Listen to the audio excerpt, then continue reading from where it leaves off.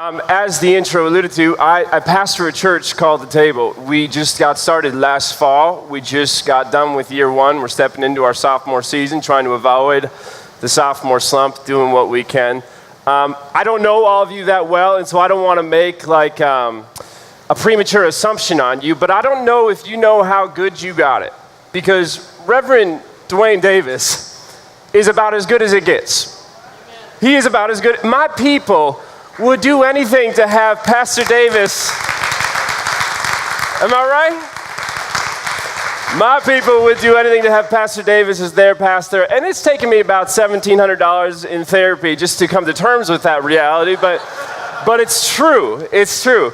To extend on the introduction that was already given, let me tell you about who I am by again saying who it is that I love. I am married to my best friend, Lauren. She is my rock and my peace, and we have together two sons, Wyatt and Sawyer, who are wild and expensive. Wyatt's 5. I think he's our poet. He's our songwriter. That's how at least I'm emotionally coming to terms with Wyatt, or at least coming to terms with the fact that he doesn't know how to emotionally come to terms with life. He's kind of a meltdown at all times. Sawyer is 3, and Sawyer he makes the claim that he loves the Lord, but we've yet to see the fruits of that claim come forth. And so we're just trying to be patient with the two boys. If it's all right with you, I'd like to start with the story this morning. Is that okay? The story involves a little bit of drinking. Is that okay? Okay. I had somebody once tell me that I shouldn't be talking about alcohol in a church because alcohol is the enemy. To which I said, Jesus said, to love our enemies. And that didn't help. That didn't help the circumstance very much. Story goes like this. 2,000 years ago, there was a rabbi who was loving a very particular enemy named Pinot Grigio at a dinner across town. And when the dinner was complete and everybody was heading back home, the rabbi, he wobbled and he walked his way through the dark until he came to this crossroads.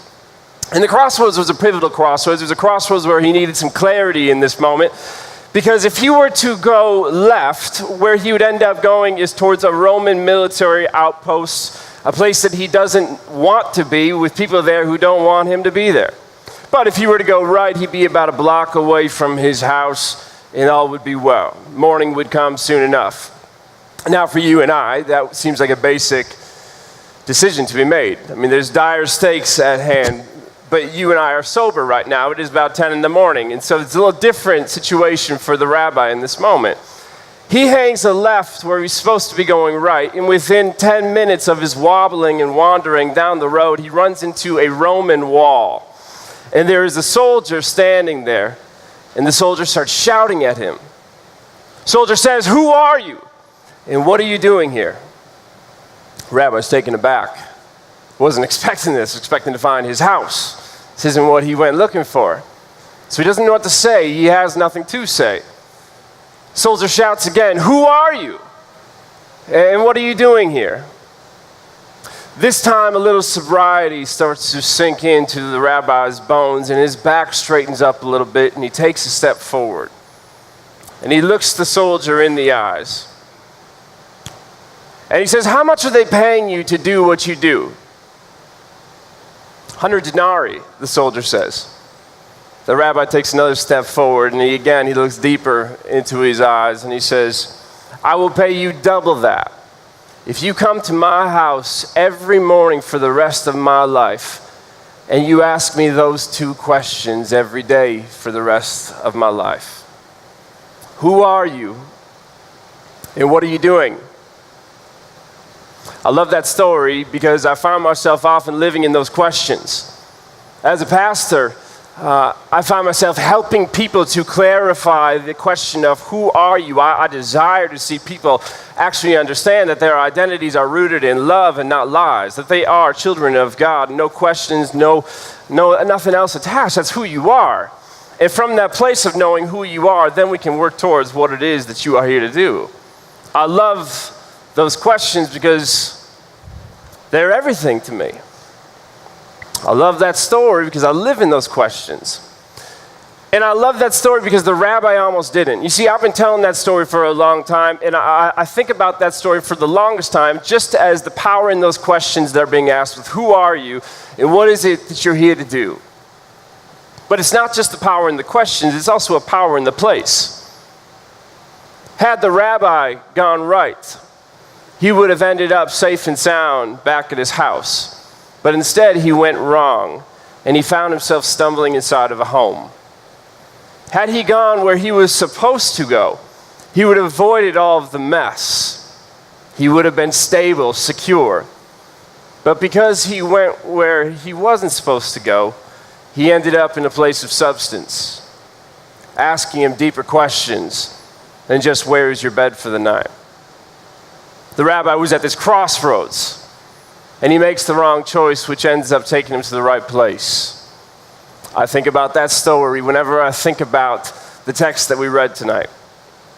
Because Abram, just like the rabbi, is at a crossroads. We might miss that when we first take it in, but he is. Abram is at a crossroads, and in a world where everybody is turning right, the question on Abram is whether or not he will actually have the courage to go left. In a world where everybody else is minding the status quo, sticking to the rhythms and the rituals of life, with the definitions of what successful is and what unsuccessful looks like.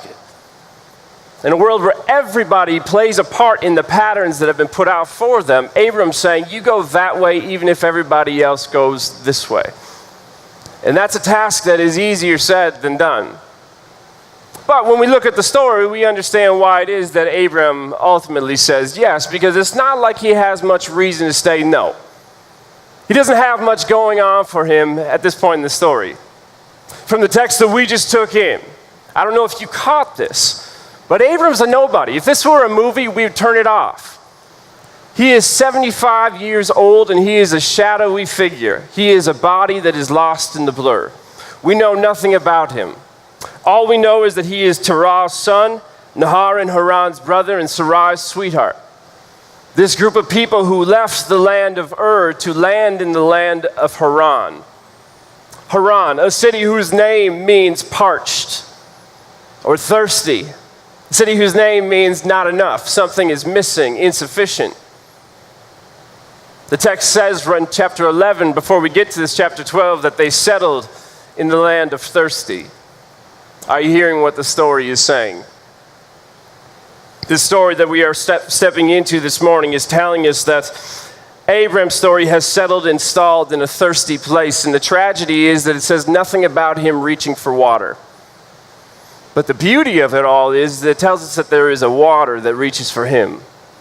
There is a voice that reaches out from the void, that calls him by name, and says to him, Lekh, Lekha.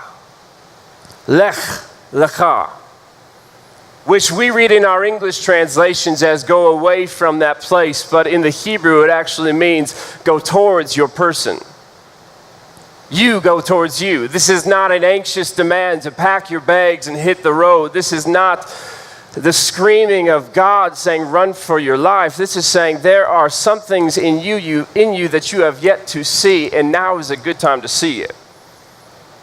Leave the status quo and go into your truth, into your substance. The invitation that falls on Abram is the same one that falls on you and I. It's the invitation for each of us to go beyond the decor of how we appear to be and into the depths of how we actually are. Lekh, Lekha. Leave your life so that you can find your life. To get some separation from the place and the people that made you, and get into the substance with the one who created you. To get some space in your story so that you can see your story, because life is so often assumed and so rarely assessed. We don't know how to hold it up because it's always happening. It's always in our face. And so we have so many different things that we have to tend to on the surface that we rarely take the time to go into the substance where the soul is speaking. Lekh, Lekha, a life of going into yourself and away from the place and the people who are keeping you from there. Lekh, Lekha is the call to listen to the soul's questions. Questions like, what are you afraid of? Questions like, will you show me where it hurts the most? Questions like, what are you pretending not to know? Questions like, who are you pretending not to be? What is it that lies beneath? That is a question that Lauren, my wife, and I, we had to answer earlier this week because we took our 3-year-old Sawyer into surgery to actually try to figure out what is it that lies beneath. He had this bulge in his groin. I'll spare you the specifics, but he had a hernia which was all tangled up inside of him, and so we had to figure out how we were going to proceed. And because my wife is pregnant right now, she could not be in the room as they were gassing my child up, and so I went in there alone. And I'm sitting next to him on the table, and we were prepped that this would, in all likelihood, be an emotional experience, that this would be surprising by how jarring it is to watch your baby go under, but it surprised me by how jarring it actually was. I'm in the room, and I'm holding Sawyer's hand, and they put the gas on his face, and I watch him, his body starts to squirm. I watch as the dinosaur on his chest starts to slip off and onto the floor. I watch as his eyes roll back, and he looks at me like, "Dad, why aren't you stopping this?" And it's this painful experience where he's kicking and he's squirming and it's uncomfortable, but it's for his good. We're trying to help him, not harm him. But as the doctors asked me to leave and I have to leave my boy behind, I thought about how ugly and how hard and how messy it can be when you open the body up. When you let what lies beneath actually be looked at and tended to. When we care for the places that we don't often visit. Are you willing to unclench your grasp on how you think life needs to be and go into that place where you are reminded how God created you to be? Go into that silence and the solitude with Christ so that you can know with clarity who you actually are and what it is that you're here to do, to Lekh, Lekha. Or to ask it how Jesus later would ask it, are you willing to lose your life so that you may find your life? Now, to be clear, when Jesus asks that question and when God extends this invitation, it's important to remember that the invitation in front of Abram is not an indictment on that which is behind him.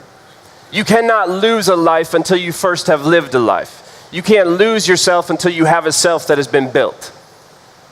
You can't leave where you have not lived. This is part of reality. This is not condemnation on where you come from or the people who you grew up with. This is how life works.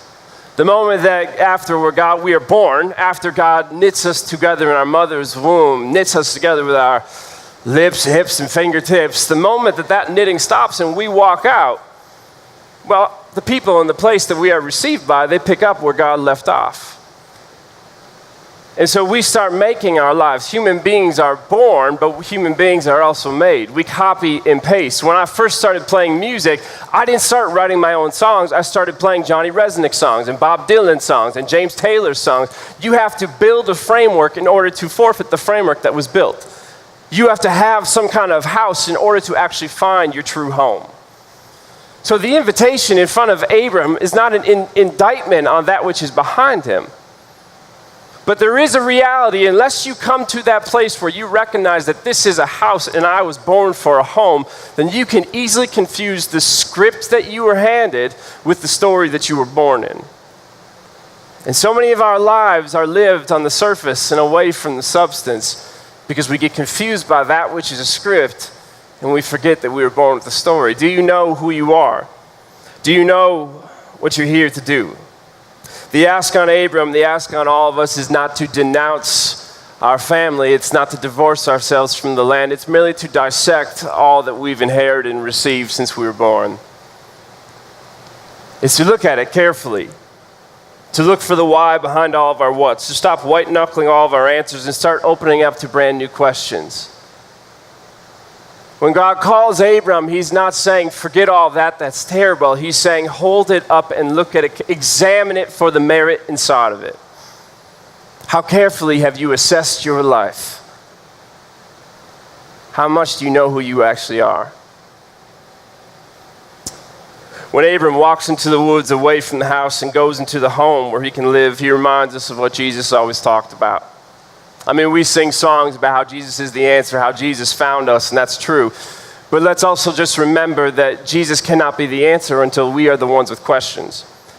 Jesus cannot find us until we are willing to actually get lost. To take that road which might be perceived as a wrong road, only to figure out how right it was in the end. To come open-handed to it all. Do we want Jesus for who he actually is? Or would we, because I know I would at oftentimes, do we prefer Jesus to be palatable and safe like we actually are? I have more pastor friends than just Dwayne. I know that might be hard to imagine, but I do.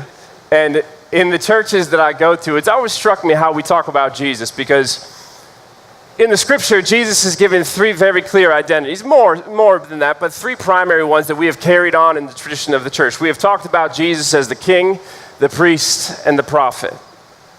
And in the tradition of the church, we have tried to carry those forward. We've tried to be consistent with those identities of Jesus, of king, the priest, but less so with the prophet. I mean, if you actually pause to consider your church experience in the history of the church, we have the priesthood continued every Sunday in our liturgy. We have the kingship celebrated in our symbols and in feasts. And yet in my life, in the different churches that I've walked through and pastors that I've spent time with, I've yet to hear of a church named Christ the Prophet. I've yet to partake in a feast named after Christ the Prophet. And only rarely have I seen Christ the Prophet take the reins on a liturgy. Makes you almost wonder if we want Christ the Prophet, if we want the full story of Jesus, or instead are just want to hand him our script. I get why, though. I understand why. It is far more tempting to have a king who will bless our status quo than it is to have a prophet who will turn over our tables. Because prophets are messy. Prophets get off the mask and into the depths. They ask bigger questions of us. There are two ways in the Bible to be a prophet. You can be a prophet like Moses, who goes and tells the enslaved that they could be free. Or you could be a prophet like Jesus, who tells those who think they are free that they are actually enslaved. Well, we listen to Jesus when he asks us to recognize the places where our story has suffocated and where we've traded that in for a script. Well, we have the courage, like Abram, to leave, to find some separation so that we can know our substance. So we can stop maintaining just the surface of things and take some time to hear what the soul has to say. Unless we think that this is just a new age, modern, problematic idea of, I'm just telling you to be more self-absorbed than we already are. That's not what I'm saying, because we remember what the text in Genesis 12 says at the end. When God calls Abram, he says that you will go, you need to go, because through you, going to you, others will be blessed. When you go to you, when you go into your depths, others will be blessed. This is not an invitation to personal escape. This is about public responsibility. We all need you to go to you because we all need to grow, and we can only grow through you, not the facade of you. It is only healthy people that can bring healing. So we need to focus on how do we actually go into the place where we can be healed. What is God calling you to? What is God speaking you to? What is it that you are pretending not to know? Who is it that you're pretending not to be? What is it that lies beneath? The Sufi mystic Rumi, he would later say that your task is not to seek for love, but merely to seek and find all the barriers within yourself that you have built against it. Augustine, he would ask the question, how can you draw close to God when you are so far from your own self? John Calvin, he would say that our wisdom consists almost entirely of two parts, the knowledge of God and of ourselves, but these are connected together by many ties. It is not easy to determine which of the two precedes and gives birth to the other. And then there's poets like W.H. Auden who remind us that many of us, we would rather be wounded than actually changed. But Jesus' invitation has always been to die so that we may live. To leave so that we may live. And this is the part of the sermon where I want to give you the 5 steps of what it might look like to actually enter into going to you, the Lekha life, what that actually pragmatically, how you could piece that together, and yet I want to refrain from doing so because I wouldn't mind seeing each of us get lost. If you read the story of Jesus, he is more confusing than he is clear. And there's a purpose of that. It's not about a sprint, it's about a stumble. Over-detailed plans can lead to underdeveloped people, and so Christ invites us into that place where we stumble in the dark, and then we're surprised by the questions that we find. Who are you, and what are you doing? Amen? Amen.